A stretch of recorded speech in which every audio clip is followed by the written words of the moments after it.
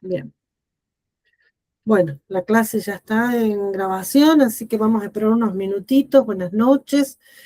Para, para que se sigan conectando antes de empezar ya con la clase en sí. Hoy vamos a empezar hablando un poco de lo que es anatomía y fisiología. Vamos a hacer una revisión básica de la anatomía y la fisiología del cuerpo humano. Es sumamente importante que conozcan, porque ustedes van a trabajar, además de la parte, como ya dijimos, de los... a ver, seguimos. Además de trabajar con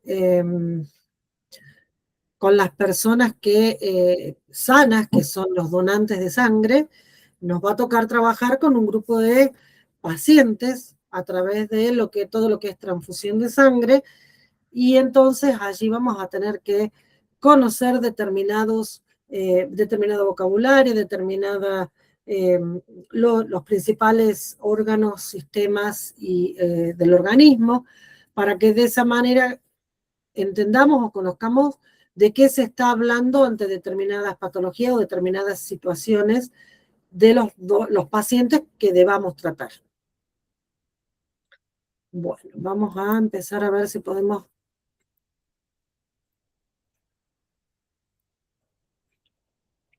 empezar con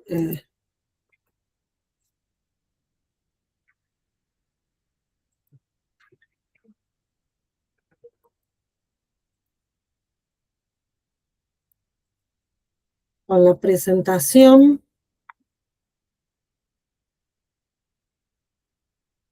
Bien.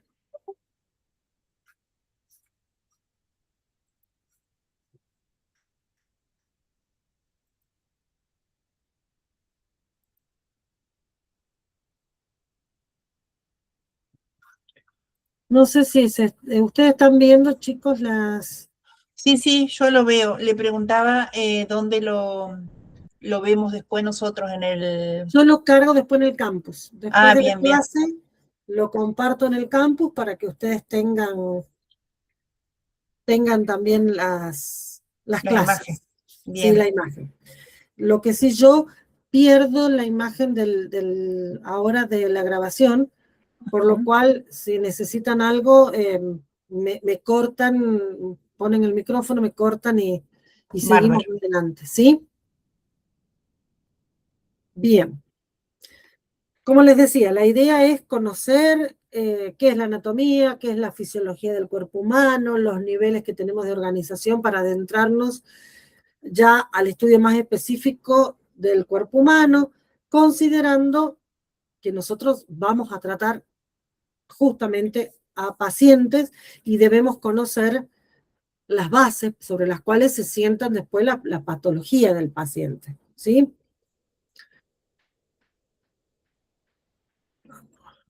Cuando nosotros hablamos a ver, ¿qué me pasa con esta? A ver, vamos a reiniciar lo de compartir, porque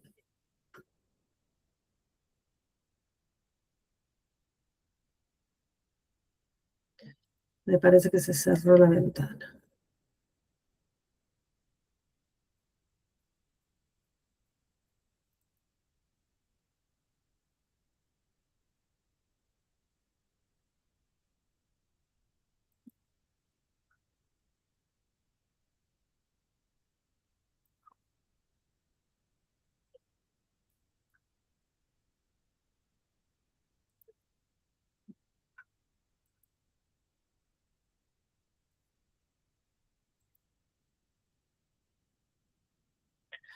Ahora sí.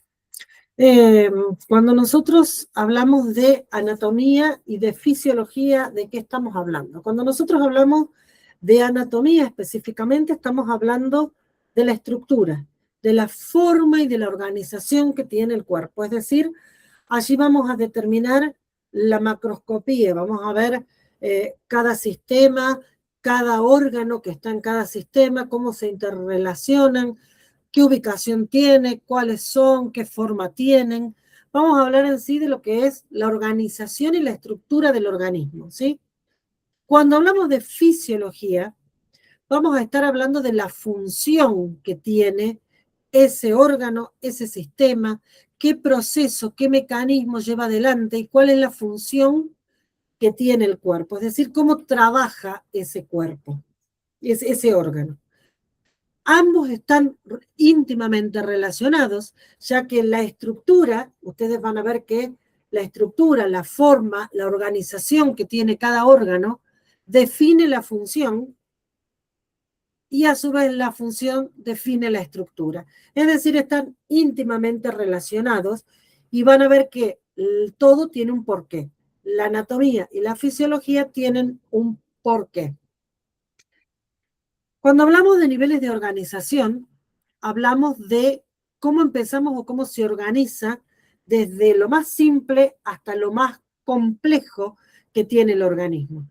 Nuestro cuerpo humano está formado con distintos niveles de organización. Empezamos con el nivel químico, es el más simple, el más pequeño, está formado por los átomos y las moléculas, que son unidades que se van combinando para formar distintas estructuras químicas, agua, azúcares, lípidos. Todas estas pequeñas moléculas se van organizando y van formando esas estructuras químicas que al unirse van a ir formando a su vez otro nivel de organización que es el nivel celular. El nivel celular es el primer nivel, digamos, que tenemos como autónomo.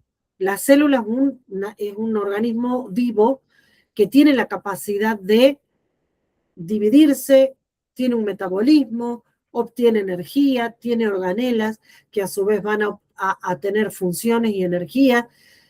Este nivel celular se va a unir, se va a organizar. Las células similares se van a ir organizando y uniendo para alcanzar otro nivel que es el nivel tisular.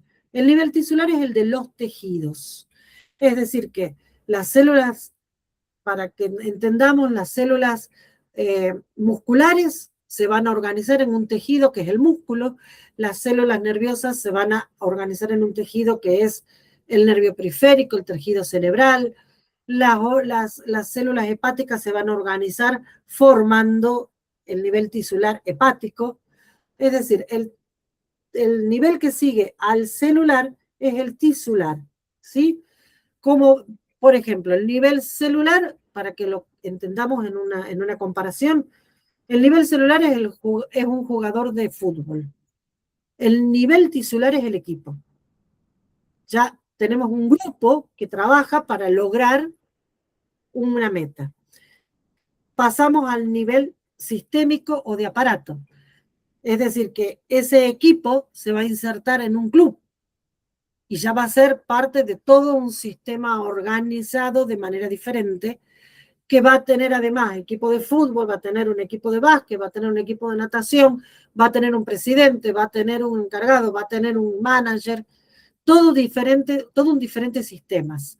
Entonces, el tisular, las células similares que se juntan y forman un tejido, terminan formando órganos que forman un sistema.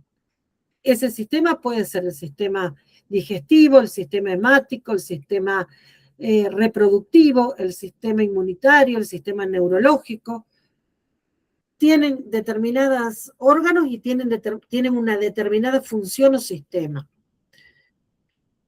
Y de allí los sistemas se juntan, se unen y forman el organismo, es decir, el todo.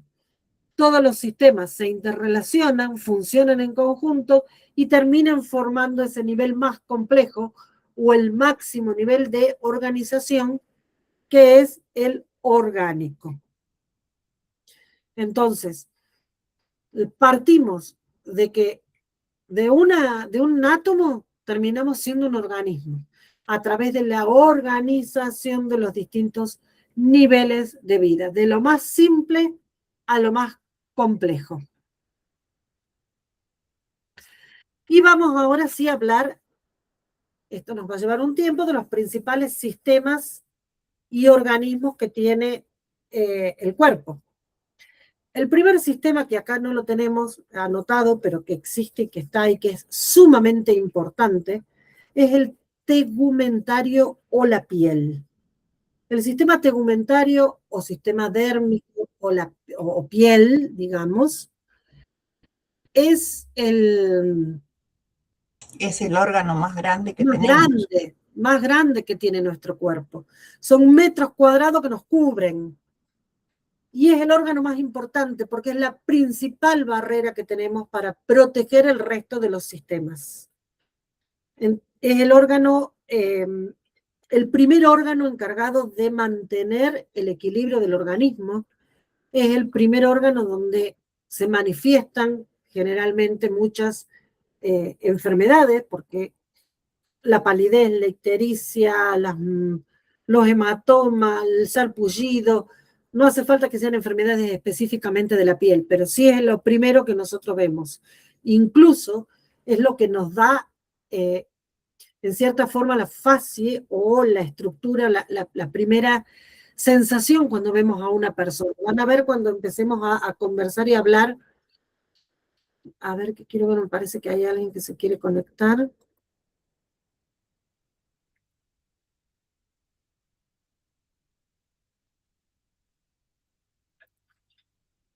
A ver, admitir a todos.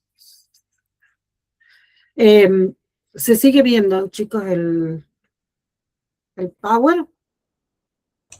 Sí, sí, se ve. Bien.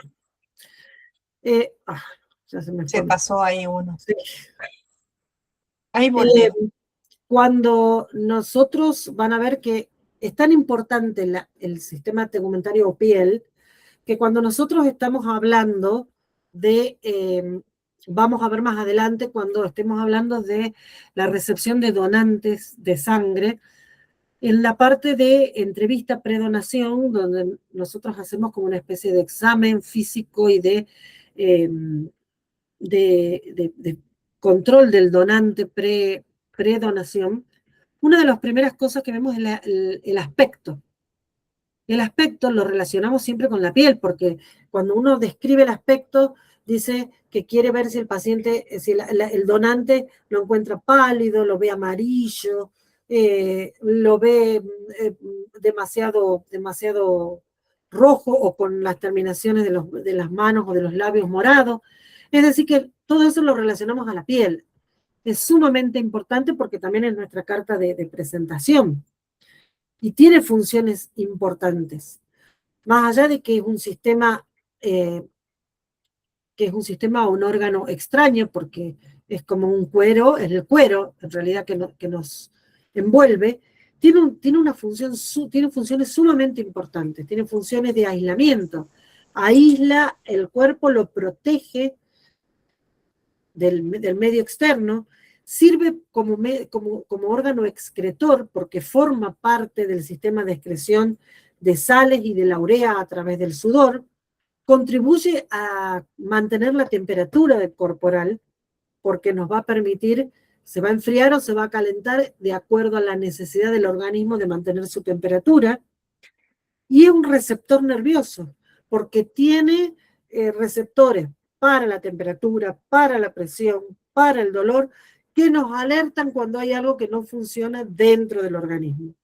Así que es un órgano sumamente importante que a veces, un órgano y un sistema sumamente importante y que a veces no se lo tiene tanto en cuenta. Otro sistema que tenemos es el sistema óseo o músculo esquelético, si juntamos a los dos. El sistema óseo, solamente hablando de lo óseo, está formado específicamente por los huesos, cartílagos, ligamentos y articulaciones. Es el que le da estructura y sostén al organismo.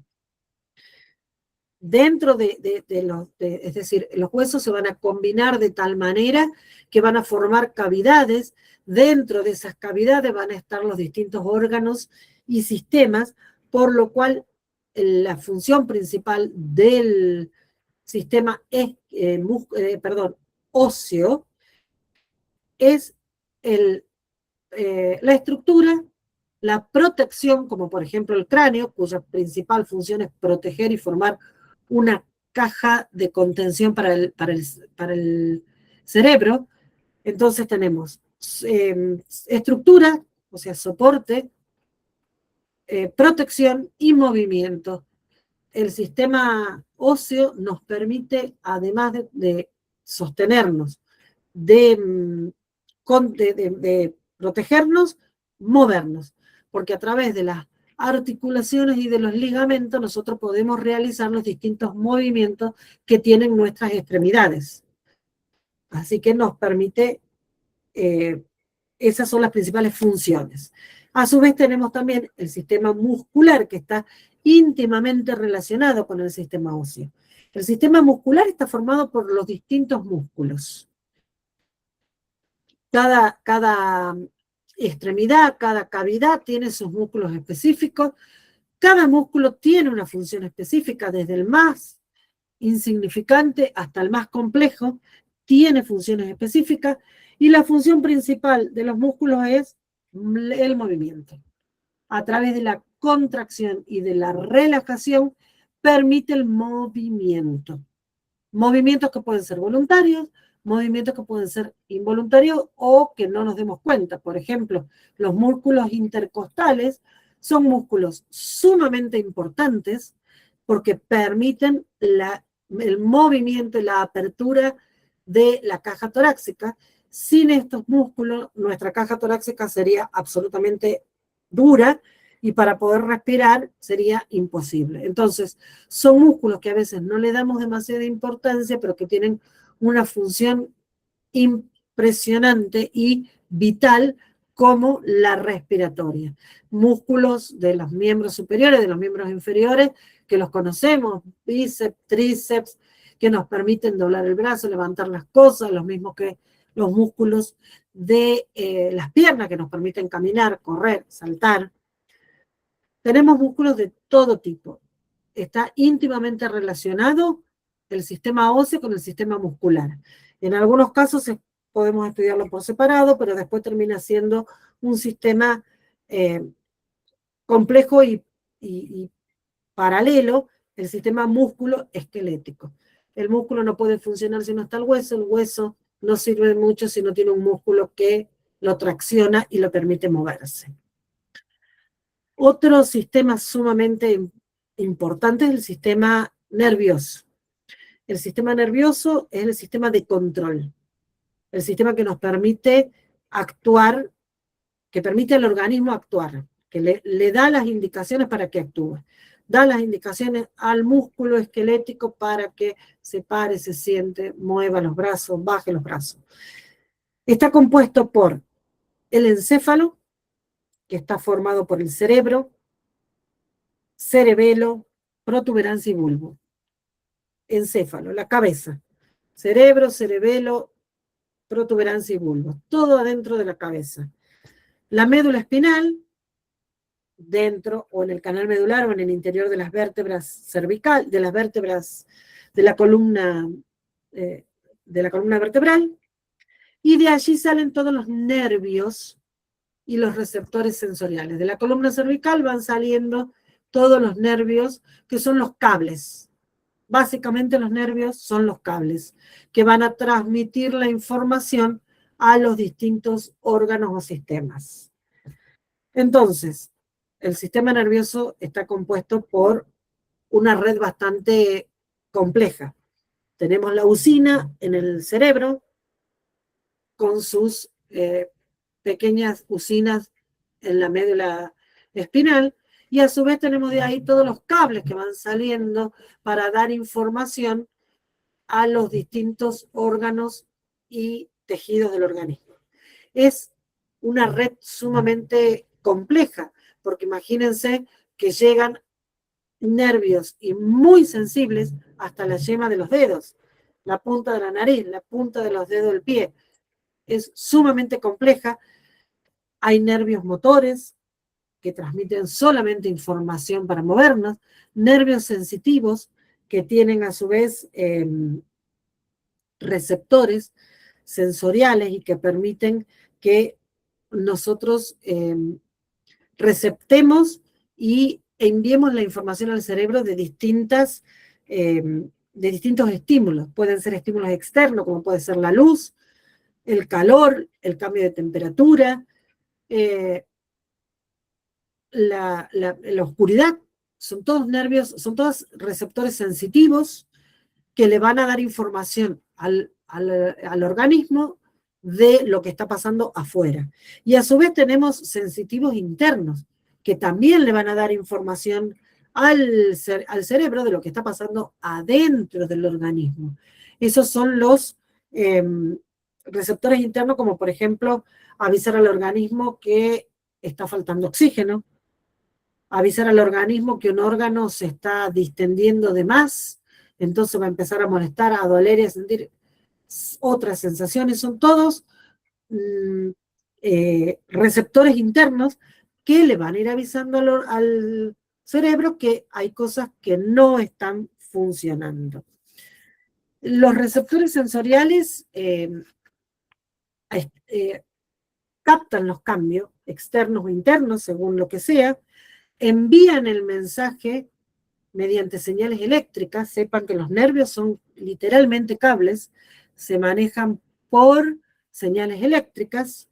Esos impulsos eléctricos o impulsos nerviosos, en este caso, llegan al sistema nervioso central, cerebro o médula espinal, y de esa manera el cerebro, con la información que recepta, va a procesar esa información y va a enviar órdenes a los músculos, a los órganos, a los distintos sistemas, para tratar de revertir o de solucionar ese estímulo que está sintiendo. Es un sistema muy complejo, cada vez se van descubriendo más cosas en este sistema, y de los más importantes que tiene el organismo. Otro sistema que tiene nuestro organismo, el sistema endocrino. El sistema endocrino, ¿con qué lo relacionamos? Con las hormonas. Las hormonas, que son mensajeros, lo mismo que son los nervios en el sistema nervioso, son las hormonas en el resto del organismo. Llevan mensajes, pero en lugar de llevarlo a través de impulsos nerviosos, los llevan a través de sustancias químicas. Son mensajeros químicos que circulan a través del sistema circulatorio para llegar al resto de los órganos y lograr un determinado efecto. ¿Cuál es la diferencia entre el sistema endocrino y el nervioso? Además de que el sistema nervioso es un sistema eléctrico y el sistema endocrino es un sistema químico, el sistema nervioso es un sistema de respuesta rápida. Es un sistema que la información circula permanentemente, tanto de ida al sistema nervioso central como de vuelta la respuesta. Mientras que el sistema endocrino es un sistema más lento. Circula y controla actividades corporales, pero de manera más lenta a través del sistema circulatorio. Dijimos que ¿cuáles son esos productos químicos o esos mensajeros químicos? Las hormonas. Las hormonas se liberan en la sangre, se liberan a la sangre a través del órgano productor o de la glándula que produce la hormona, se liberan a la sangre y puede llegar a órganos sumamente alejados. Puede llegar a órganos cercanos o a órganos alejados a través del sistema circulatorio. Las glándulas endocrinas tenemos varias. La principal glándula endocrina y la que comanda el resto del sistema endocrino. También tenemos una cabeza, un sistema madre que es la hipófisis. La hipófisis produce las hormonas madres que van a estimular al resto de las glándulas para producir el resto de las hormonas. Tenemos entonces la hipófisis, que produce muchas hormonas, y de allí vamos a ir a las distintas glándulas. La más conocida y la más famosa, la tiroides. La tiroides produce las hormonas tiroideas, que están relacionadas a circuitos metabólicos y de crecimiento. tenemos al páncreas, que es otra hormona relacionada al metabolismo de los glúcidos. Tenemos las glándulas suprarrenales, que están relacionadas con el circuito de los electrolitos, la obtención o el mantenimiento del sodio, del potasio y del magnesio. Tenemos las gónadas o las hormonas, los órganos sexuales, que están relacionadas con los ciclos sexuales y con la reproducción. Tenemos una hormona que se produce en el riñón, que es la eritropoyetina, que está relacionada al metabolismo hematológico o de la médula ósea. Tenemos varias hormonas que van a estar relacionadas o pasando información y mensajes para distintas funciones a los distintos órganos. Próximo sistema circulatorio o cardiovascular. Está formado por un órgano central que es el corazón, y de allí salen el sistema circulatorio en sí, que son los distintos vasos sanguíneos, arterias y venas, principalmente. Arterias y venas. Arterias llevan sangre, recuerden siempre esto, la arteria lleva la sangre oxigenada hacia los distintos órganos para que puedan seguir adelante con su metabolismo en las células de esos órganos, y recogen la sangre o recogen el dióxido de carbono, producto de ese metabolismo, lo vuelven al pulmón para sacarlo por la respiración. Como ustedes ven, ya acá tenemos otra relación: sistema circulatorio, sistema respiratorio. El sistema circulatorio transporta el oxígeno a los órganos y trae de vuelta el dióxido de carbono que deposita en el pulmón, y en el pulmón se hace el intercambio gaseoso para desechar ese dióxido de carbono. A través de los vasos sanguíneos circula la sangre. La sangre, además de cumplir con el transporte de oxígeno, cumple con el transporte de células. Ya los vamos a ver porque tenemos una clase específicamente de sistemas de sangre. Transporta células, que son los glóbulos rojos, los glóbulos blancos, componentes celulares o partes de células que son las plaquetas. Transporta agua, transporta iones, transporta proteínas. Las proteínas, a su vez, pueden ser proteínas transportadoras, pueden ser albúmina, pueden ser relacionadas al sistema inmunológico, como son las gamma-globulinas.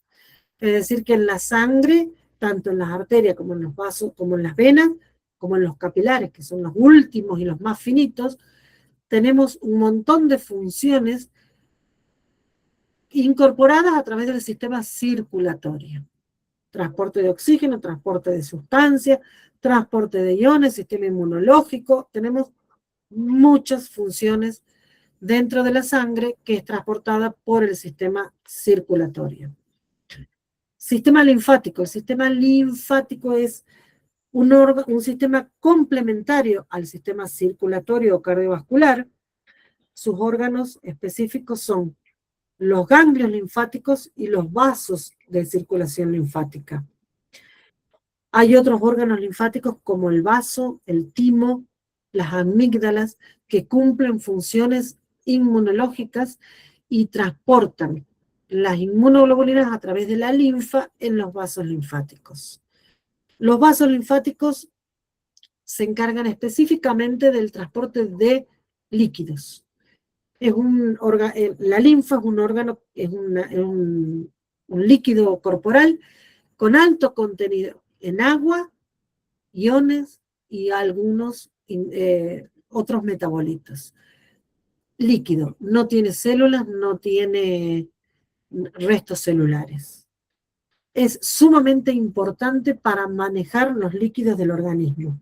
Muchas veces los problemas que tenemos de edemas, hinchazón y de circulación, principalmente en las piernas o en los brazos, en las extremidades, es justamente por alteraciones del sistema linfático.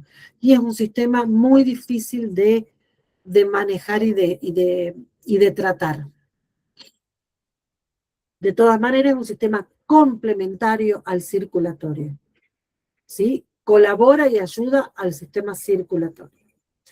Sistema o aparato respiratorio. El aparato respiratorio es muy importante porque es el que nos permite mantener con vida a las células. Porque si el circulatorio transporta el oxígeno, el respiratorio es el que lo consigue. El respiratorio logra que todo el oxígeno que hay en el aire ambiente pueda ingresar y pueda llegar a nuestras células a través del intercambio gaseoso. Deja oxígeno, devuelve el dióxido de carbono, que termina siendo dañino para nuestras células y para nuestro organismo. El sistema respiratorio está compuesto por la nariz, empezamos con nuestra nariz, pasamos a la laringe, faringe, tráquea, bronquios, bronquiolos, que terminan en los pulmones, que es donde se realiza el verdadero recambio circulatorio. Los pulmones son como esponjas que se llenan de sangre, llega la sangre no oxigenada, se llenan de sangre, y en los alvéolos se produce el intercambio gaseoso para que esa sangre vuelva al corazón y pueda ser distribuida por el resto del organismo, en el resto del organismo.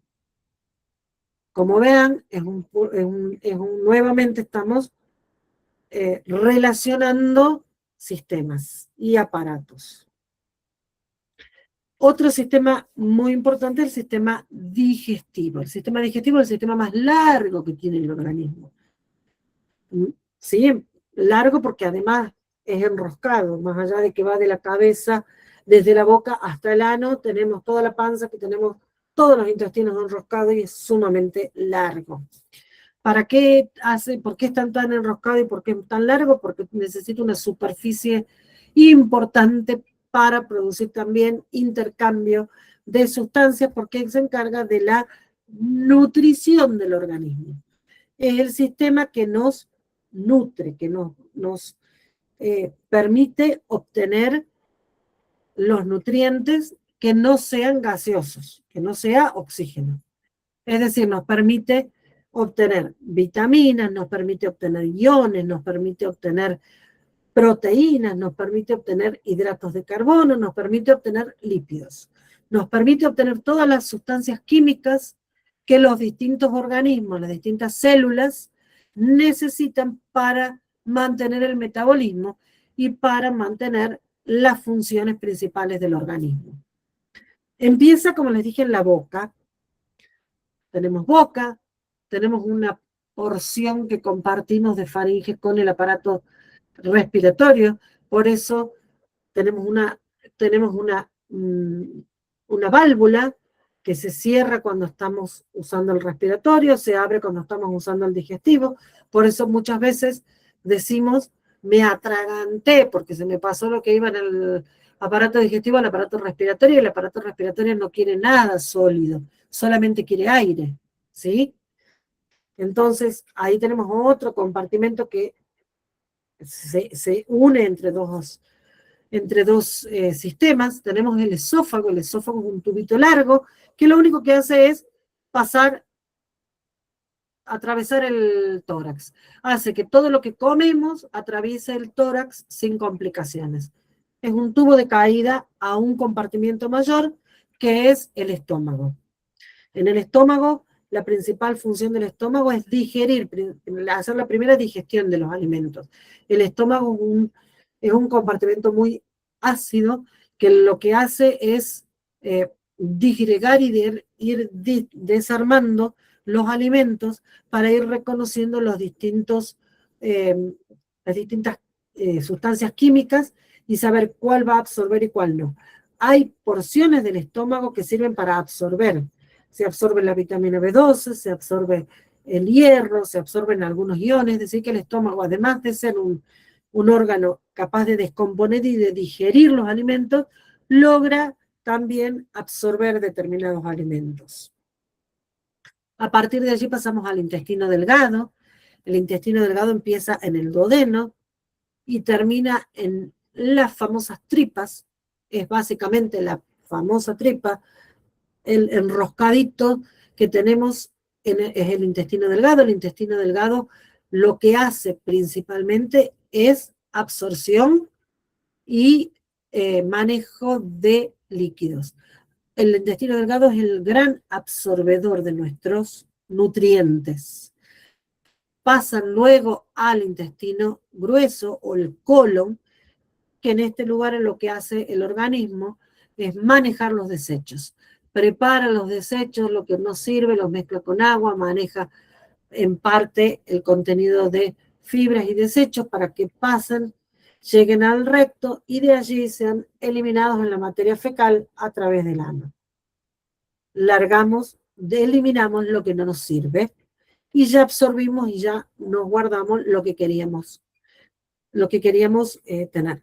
El sistema digestivo es un sistema que no es limpio, es un sistema que nosotros llamamos o decimos habitualmente que es un sistema séptico. ¿Por qué? Porque tiene una flora, tiene una determinada cantidad de microorganismos que nos van a ayudar a descomponer y a desarmar y a formar sustancias químicas que puedan ser absorbidas a través de sistemas de intercambio con proteínas a través de las membranas celulares, y nos van a ayudar a que este intercambio sea más eficiente y mejor. Así que el sistema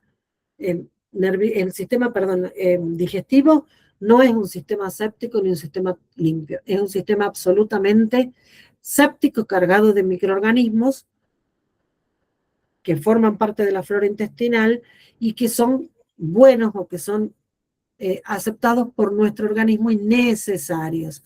Hacemos una simbiosis con los microorganismos para poder absorber los alimentos.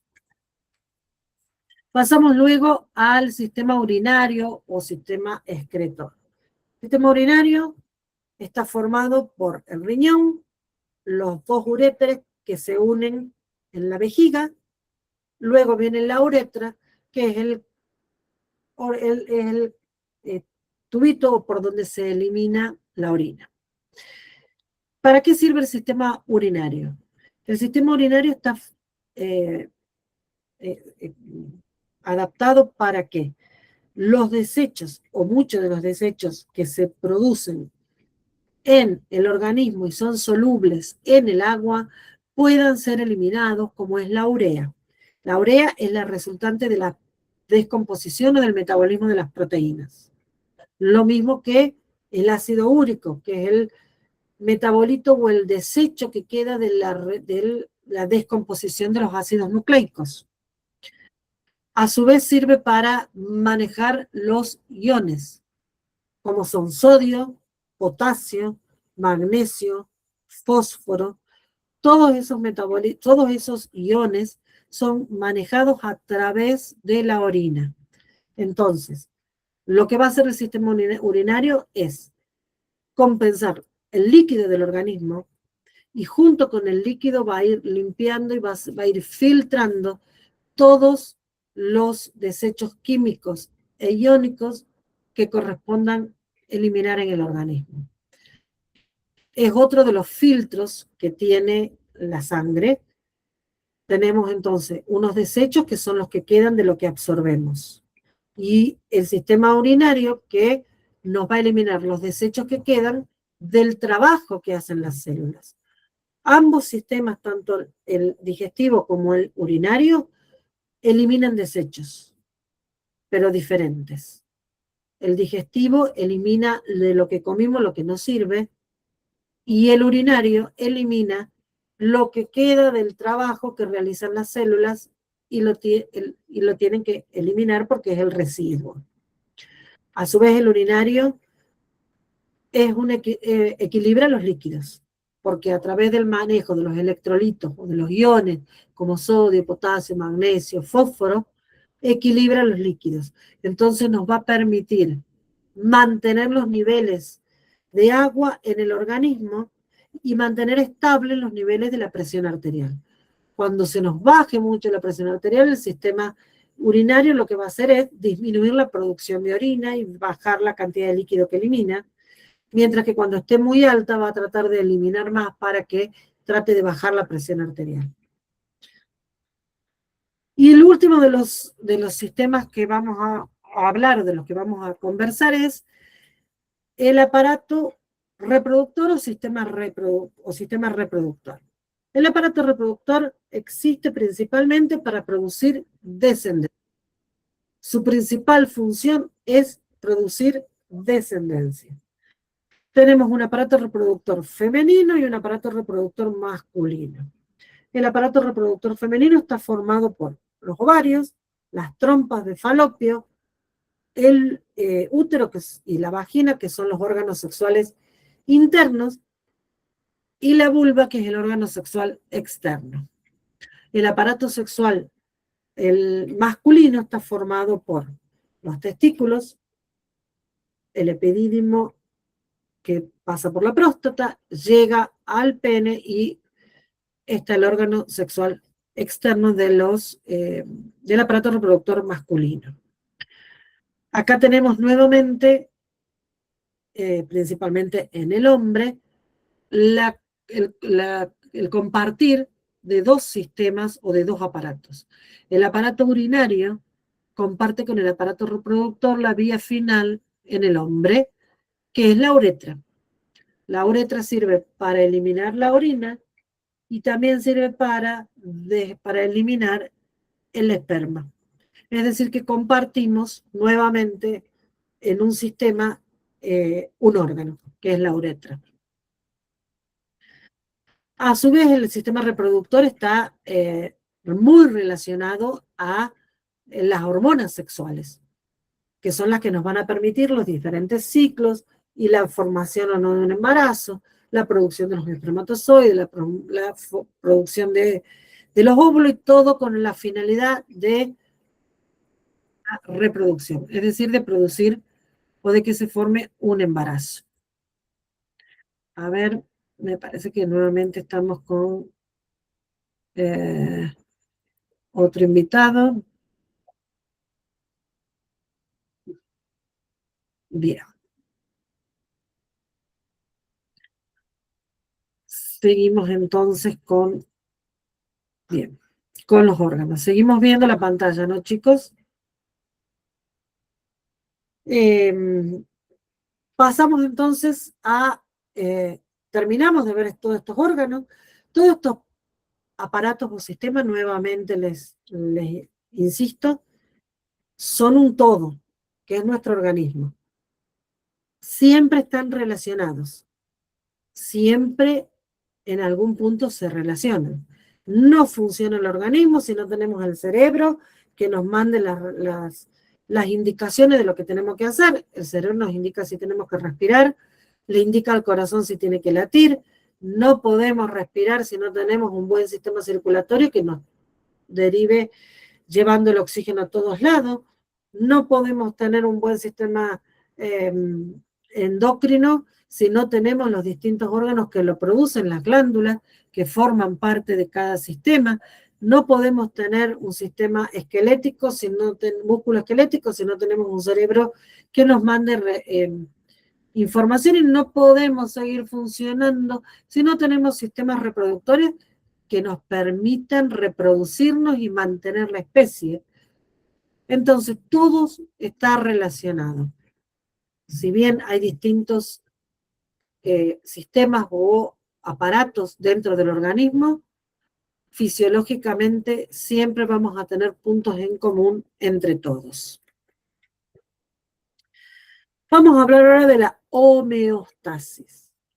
La homeostasis es la estabilidad del entorno interno o del sistema general interno de nuestro organismo.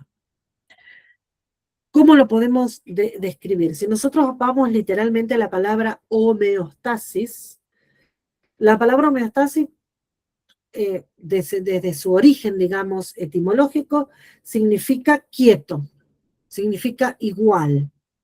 Pero en realidad, a lo que nosotros llamamos homeostasis, no es la quietud del organismo, sino es la estabilidad del organismo. Entonces, la homeostasis es el sistema o la capacidad que tiene nuestro organismo para mantener las condiciones internas de nuestro cuerpo relativamente estables a pesar de los cambios. ¿Qué pasa esto? Hay cambios en las condiciones generalmente externas y en algunos casos internas de nuestro organismo, pero todo nuestro sistema debe seguir funcionando de la mejor manera posible. Esto hace que nuestro organismo ponga en funcionamiento diferentes funciones, diferentes procesos para tratar de estabilizar ese cambio o ese ataque o esa situación que nos está alterando y mantener entonces estable como lo logra a través de regular, de una respuesta reguladora. Esa es la verdadera finalidad que tiene la fisiología y el funcionamiento de nuestros órganos.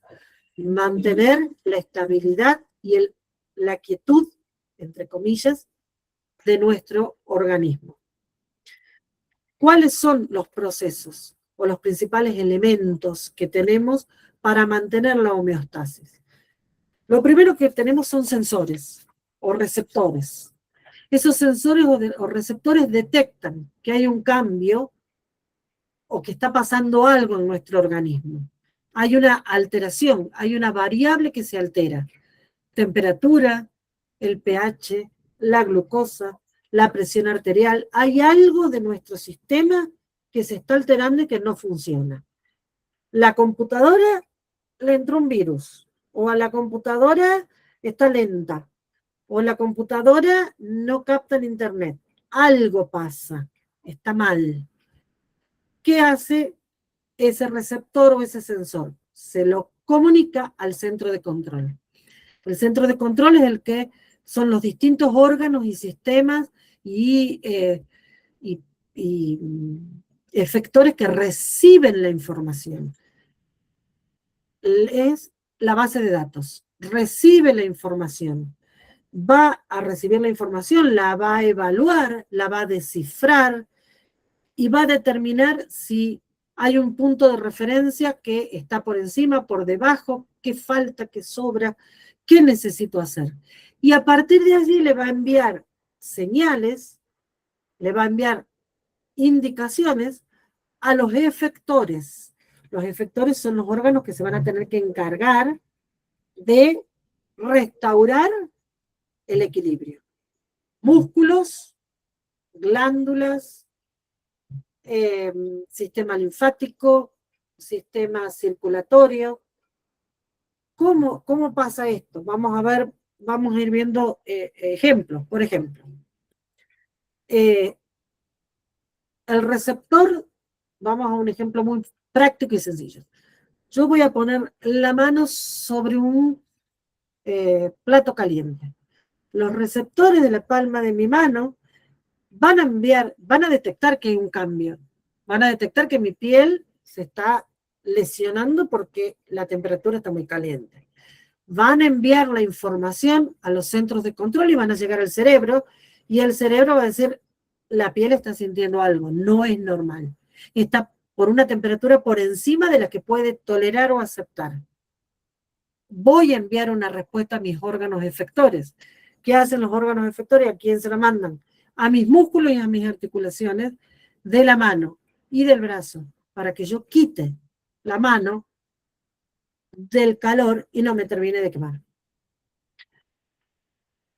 Hace varias horas que no como.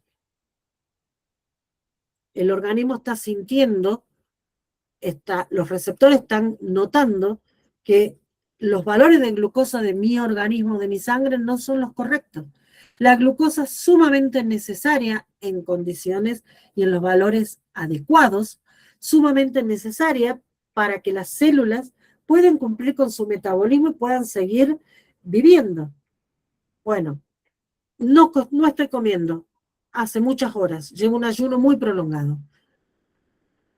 Los receptores, los sensores van a determinar que los valores de glucosa, tanto circulatoria como dentro de las células, están bajando.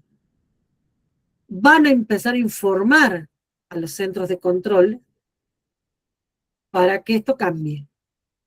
Entonces los centros de control van a empezar a despertar situaciones, voy a empezar a sudar, a transpirar, a temblar, a sentir hambre, y mis glándulas van a empezar a liberar insulina para que yo requiera y me agarre mucha hambre y insistan en que pueda comer. Y de esa manera voy a ir regulando, controlando los niveles de glucosa. Básicamente, esos procesos que se ponen de manifiesto y que hacen todo un circuito, es lo que nosotros conocemos como homeostasis en el organismo. Es una capacidad específica de los seres vivos, mantenerse, y lo que nos permite es sobrevivir y la supervivencia.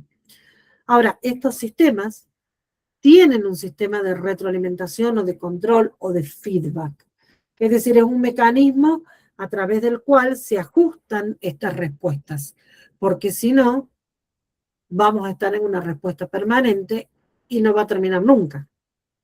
Entonces, estos mecanismos de retroalimentación pueden ser de retroalimentación positiva o de retroalimentación negativa.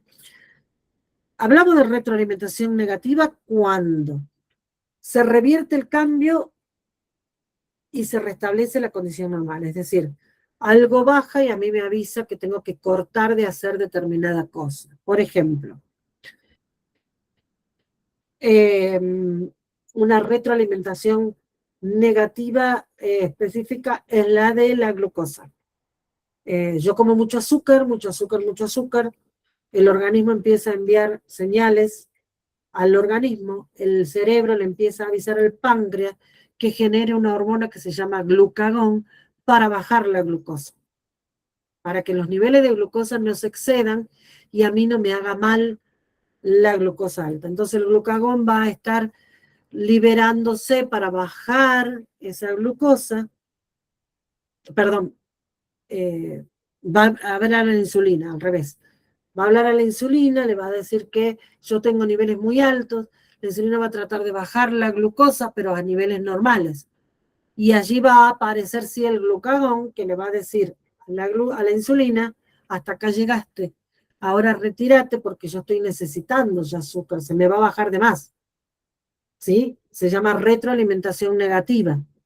La tiroides es otro mecanismo típico de la retroalimentación negativa. La hormona que le avisa a la tiroides que segregue la T3 y la T4 se llama TSH, se produce en la hipófisis. Cuando bajan los niveles de hormona tiroidea habitualmente, la hipófisis se da cuenta y libera TSH. ¿Qué hace la TSH? Estimula o le avisa a la tiroides que empiece a fabricar más hormona T3 y T4. Cuando la hormona T4 empieza a aumentar, la T3 le avisa a la hipófisis que ya es suficiente de TSH, que hasta ahí están en valores normales, que deje de fabricar T4, porque si no vamos a entrar en un hipertiroidismo. Entonces, ese es un sistema de retroalimentación negativa. Disminuyo la respuesta una vez que logré mi cometido. Los sistemas de retroalimentación positiva es al revés.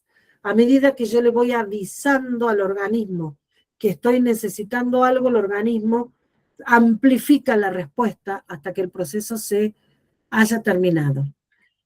Un ejemplo muy característico, muy típico de retroalimentación positiva son las contracciones uterinas. Cuando empieza el proceso de parto, el organismo le avisa al sistema nervioso central y a la hipófisis que está necesitando mayor cantidad de contracciones uterinas para poder producir el parto y para poder terminar el proceso. Entonces, más contracciones aparecen a medida que se va intensificando el proceso del parto. Cuando el proceso del parto termina, recién allí cesa la información. Pero mientras tanto, en lugar de frenar o de disminuir la producción de contracciones uterinas, la oxitocina lo que hace, que es la hormona del parto, la oxitocina lo que hace es avisarle al cerebro y a la hipófisis que siga liberando sustancias para que las contracciones sean cada vez más seguidas y más fuertes. Pasamos ya ahora a algo más específicamente, porque hasta ahora vimos la homeostasis, algo más fisiológico. Pasamos ahora a algo más anatómico para determinar las distintas porciones del organismo. ¿Son importantes para que conozcamos? Sí, porque tenemos que saber cuando nos llega un diagnóstico y nosotros tengamos que definir algunas situaciones, saber qué significa cuando nos dicen de transversal, cuando nos dicen frontal, cuando nos dicen sagital. Eso es conocido como planos anatómicos. Sirven para dividir al cuerpo humano en porciones y de esa manera mejorar la descripción. Nosotros tenemos que saber si nos dicen en un plano transversal. ¿Qué hablamos cuando hablamos de un plano transversal? Dividimos al cuerpo entre superior e inferior. Lo cortamos por la mitad. Vamos para arriba y vamos para abajo. Ese es un plano transversal. Un plano frontal divide al organismo entre anterior y posterior. Si a mí me dicen, la tomografía me informa que tiene un tumor frontal abdominal, yo sé que está para adelante, porque a mí me dividieron el cuerpo entre anterior y posterior. Y el plano sagital es el que me divide el organismo en derecho e izquierdo, ¿sí? Entonces, nosotros podemos dividir al organismo, al cuerpo humano, no al organismo, el cuerpo humano en superior e inferior por planos transversales, anterior y posterior por plano frontal y derecho e izquierdo por plano o corte sagital. A su vez nos vamos a encontrar con términos de dirección del cuerpo, donde nos hablan de la ubicación relativa. Y sí nos va a servir, ¿por qué? Porque nos van a decir a veces, cuando tengamos que ir a hacer una transfusión de sangre, nos van a decir, traten de buscar una vena proximal. Entonces yo tengo que saber a qué se refiere cuando me dice una vena proximal.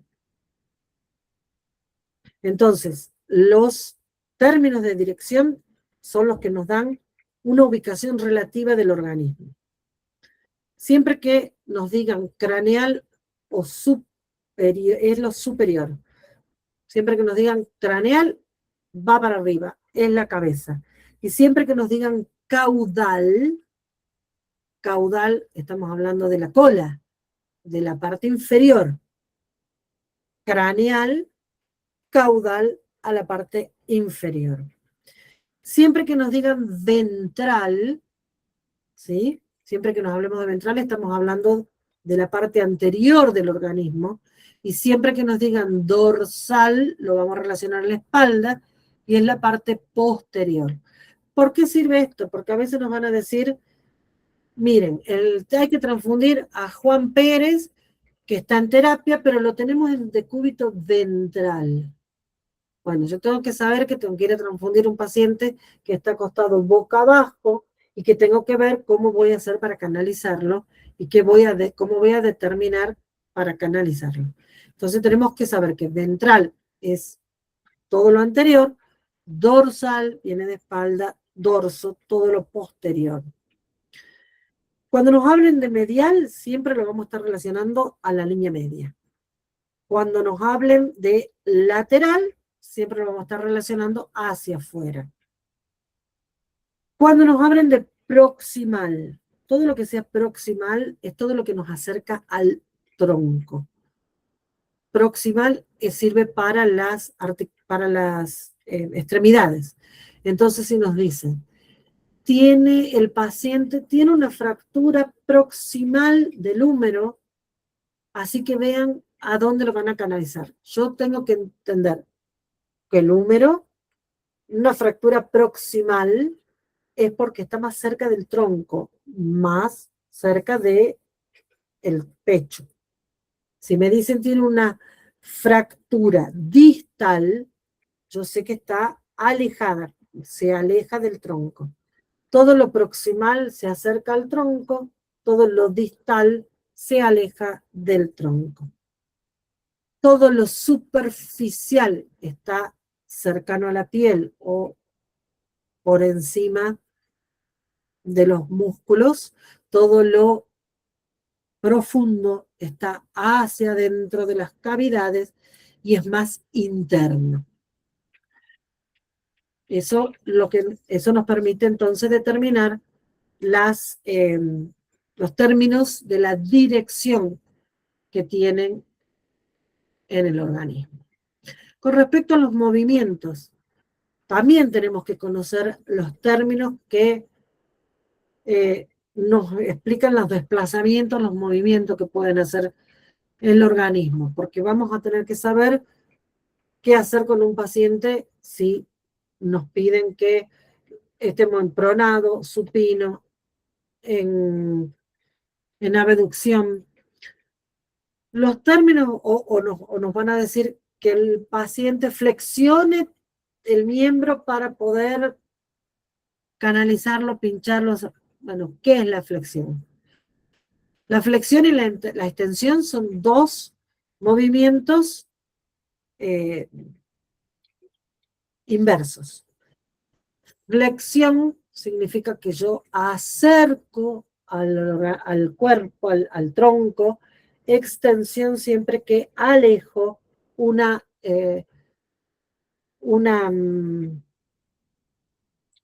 brazo, pierna del tronco, una extremidad. Flexión lo acerco, extensión lo alejo. Flexión lo acerco al centro, extensión lo alejo. Otro de los movimientos que tenemos es abducción y aducción. La abducción y la aducción también las tienen los miembros superior e inferior, pero no está relacionado al acercamiento de todo, del miembro, sino del miembro como un todo. La abducción es el alejamiento. Cada vez que voy a volar, hago una abducción del miembro. Cada vez que me pongo firme, hago una abducción del miembro. Puedo puedo hacer una aducción a la línea media, ¿sí? Lo mismo con la pierna. Cada vez que yo voy a hacer una abducción, abro la pierna. Si yo abro las dos piernas, hago una abducción extrema. Cada vez que hago una aducción, las acerco a la línea media.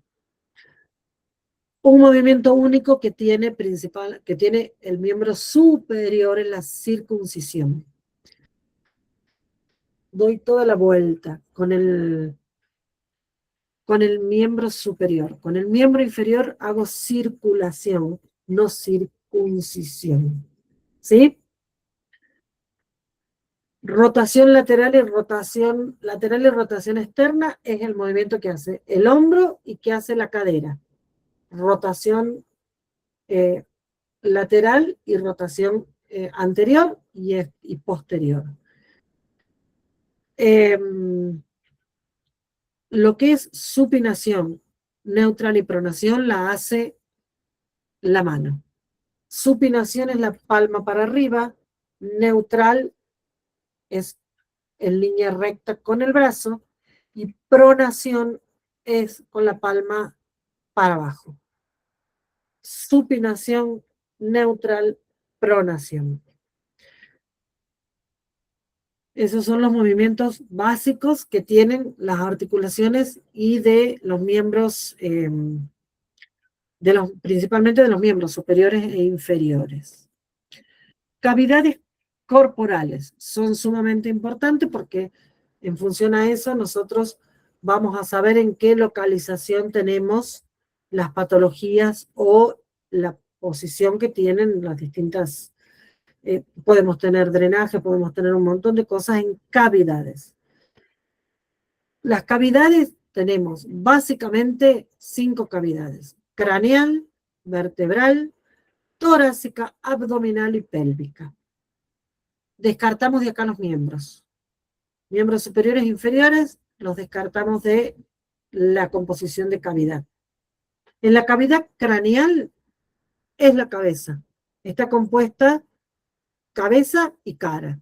Tenemos los órganos de los sentidos, tenemos los ojos, tenemos el cerebro, tenemos el encéfalo, tenemos el cerebelo, una cavidad sumamente delicada, digamos, bastante delicada y con una composición ósea importante, ¿sí? Como conserva elementos tan delicados, tiene una composición ósea o una caja o un cofre bastante importante. Pasamos a la columna vertebral. La columna vertebral está formada por la parte ósea de las vértebras, que nos deja en el medio un agujero, un hueco por donde pasa la columna vertebral, o sea, donde pasa todo el sistema nervioso que se desprende del organismo. También es una cavidad bastante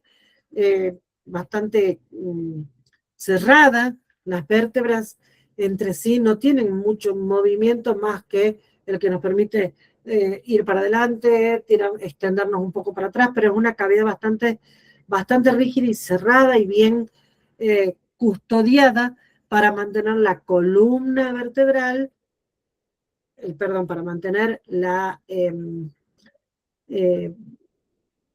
se me fue, para mantener la columna, sí, digamos la médula espinal, no me salía el nombre, perdón, para mantener la médula espinal, que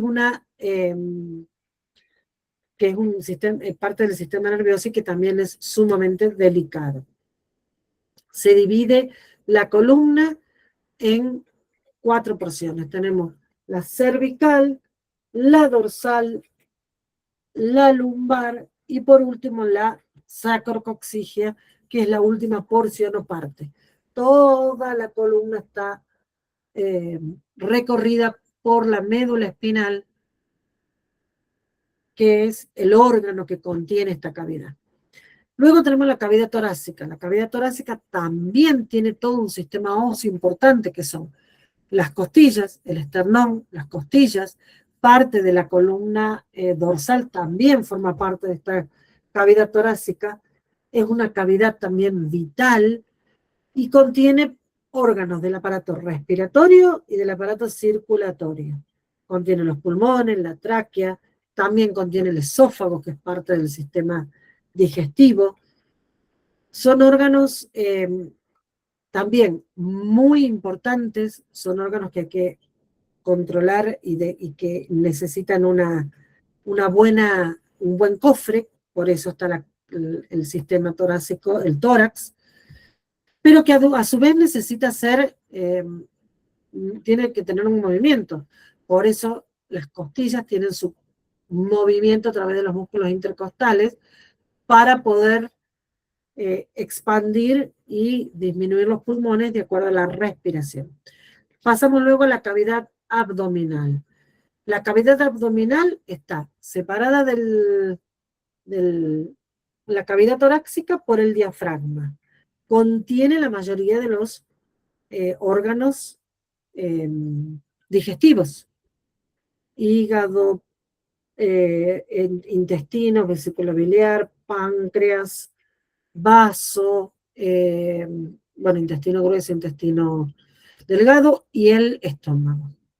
Contiene importantes órganos, pero no está muy cubierta por la caja de la cavidad abdominal. Es muscular, básicamente muscular. ¿Por qué es esto? Porque son órganos que necesitan libertad de movimientos. Entonces, si ponen una caja torácica, cada vez que tuviéramos una distensión leve del intestino, porque comimos algo que nos hizo mal y se produjeron muchos gases y se aumenta el tamaño del intestino, estaríamos con un grave problema porque no puede distenderse. Es una cavidad básicamente formada por músculos, muy fuertes, muy importantes, pero muscular y no ósea. Y nuestra última cavidad es la cavidad pélvica. La cavidad pélvica es la parte inferior del abdomen, está custodiada por una masa ósea que es los músculos, perdón, los huesos de la cadera, el pubis, parte del tronco, del inicio del miembro inferior. Es si bien es una cavidad que está muy custodiada por huesos, es una cavidad versátil. Esos huesos son huesos que tienen la plasticidad y la capacidad de moverse y modificarse de acuerdo a las necesidades que tiene el organismo. Entonces, por eso es una cavidad, por ejemplo, que en los embarazos puede distenderse, amoldarse, cambiar levemente de forma para poder recibir el trabajo de parto y que se produzca el nacimiento. Y para terminar, vamos a ver por qué siempre estamos hablando de la anatomía, la fisiología y por qué van de la mano y están juntas. La anatomía, entonces dijimos, para terminar y para cerrar, la anatomía es la ciencia que se encarga de la forma, la estructura del organismo. ¿Sí? ¿Por qué lo dividimos y tiene tantos espacios? Transversal, sagital, superior, inferior, caudal, tantas historias. Porque etimológicamente la anatomía significa medida de corte. Entonces, la anatomía se termina haciendo por etapas o por pedazos o por cortes. Es un estudio estático. Nosotros estudiamos con la anatomía que acá está el cerebro, le sigue la médula espinal, los ojos, la boca, la lengua, todo es estático y es una figura, es una imagen, es una forma, es una estructura, es un estudio estático. Por ejemplo, vamos al corazón. Según la anatomía, el corazón tiene 4 cavidades, 2 superiores que son las aurículas, 2 inferiores que son los ventrículos, tiene válvulas que separan las aurículas del ventrículo y de las aurículas salen 2 arterias y 2 venas y de los ventrículos 2 arterias. Esa es la descripción anatómica del corazón. Color, tamaño, forma, por delante es así, por detrás es así. Vamos a la fisiología. La fisiología estudia la función, estudia lo que hace. Etimológicamente, si vemos qué significa fisiología, significa naturaleza y estudio. Estudiamos la naturaleza del órgano. Es la que se encarga de un estudio dinámico. Ya perdemos, cuando vemos al corazón, ya perdemos la forma.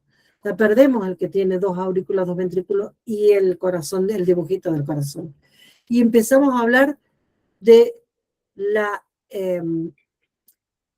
contracción de las aurículas que hacen que pasen sangre a los ventrículos, que se abren las valvas para que la sangre pase a los ventrículos reciben la sangre, se contraen para expulsar esa sangre a través de las arterias, y ya estamos hablando de otra cosa.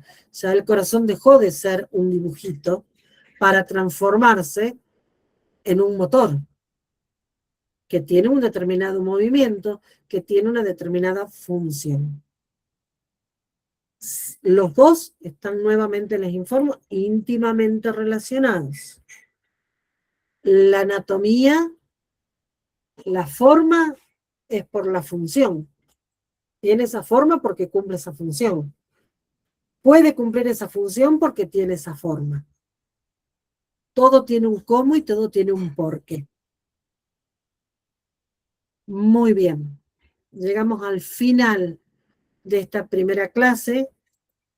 Es una clase larga, pero es una clase interesante porque estamos conociendo el cuerpo humano, estamos sabiendo para qué está y por qué está cada cosa en su lugar. No necesitamos ser anatomistas ni fisiólogos, pero sí necesitamos saber de qué se trata, qué es el organismo, qué es el cuerpo humano y cómo funciona. Así que ustedes tienen ya tienen la bibliografía cargada en el campus, la van a ir leyendo, van a ir relacionándola también con la presentación y obviamente que todas las dudas que surjan tienen que ir preguntando y vamos a ir ampliando lo que ustedes necesitan y reexplicando lo que ustedes necesiten para poder entenderlo. ¿Estamos, chicos? Muy buena la clase, profe. Bueno, me alegro que Muchas gracias, profe. Hasta luego. Muchas nos vemos. gracias. Nos vemos el Así martes. que próximo miércoles. Miércoles, perdón. Próximo miércoles vamos a estudiar y a conocer la sangre. ¿Sí? Bien. ¿Cuál es su función? ¿Cómo está formada? Es una clase sumamente importante, la de sangre y la de inmunología para nosotros, porque es la base de nuestro trabajo. Si hay dudas, perdón, profe. Sí. Si hay dudas sobre esto, ¿podemos charlar la próxima clase? Por supuesto, podemos charlar la próxima clase. Está el grupo para que vayan preguntando, vayan dejando las dudas para que yo vaya armándoles algo para que saquemos todas las dudas, porque acá lo importante es que ustedes entiendan y puedan interpretar lo que se dan en las clases, por supuesto. Bueno, profe, muchas gracias. Nos vemos el miércoles. Muy bien, Chau, nos chicos. vemos el miércoles, que tengan una linda semana y Igualmente, para estudiar sangre. Igualmente, profe, hasta luego. Chao, chao. Chao, hasta luego, chicos.